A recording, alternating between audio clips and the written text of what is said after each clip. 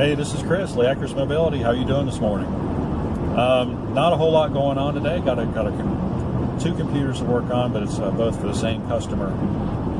She wants all of her personal folders and data taken off an old computer and put those on a new computer, and that's no big deal. And then I'm going to clean up the newer computer. So the only reason I even mentioned that I'm doing this is because, once again, it's another one of these old ThinkPad R51s that I sold to this person about 6 years ago, and it still works. Everything else still works. All the hardware is still functional. But again, with the state of Windows XP and corporate America trying to bury it, and that's just really what's going on. And it's just they just don't want to be bothered with it. And it's not like a conspiracy or anything. It's just they don't. It's too old. They don't want to support it, so they don't.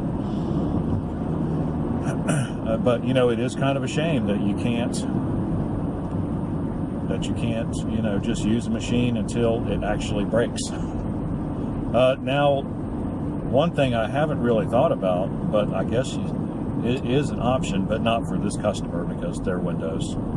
They only know Windows. You could probably put a copy of Linux on there and run Firefox as your browser, and you'd still be able to do quite a bit. And if you're careful about which version of Linux that you choose, then you can find a version that's lightweight enough.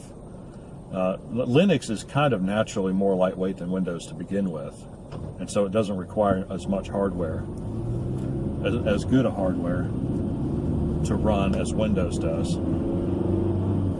So you could find a version of Linux to put on this R51, and it would still perform at a level that's probably a little bit faster than what Windows XP can do. But then again, you get Linux, and then you start talking about, what can I do with Linux? And it's like, beyond browsing on the websites, the hardware issues are a lot better these days with Linux. I mean, printers and things like that. But all the other programs that are part of Linux, it's like relearning everything all over again. Well, I guess if you use OpenOffice or LibreOffice, that gets you your Office functionality, and then you have a browser. So it can be a useful tool, but most people don't want to be limited like that. They want a computer that works on Windows, and you can pretty much download and install anything written for Windows, and that's where 7 is. Vista's kind of getting to be in the same camp as XP. So that's what people want. I don't blame them. So anyway, I just thought I'd throw that out there.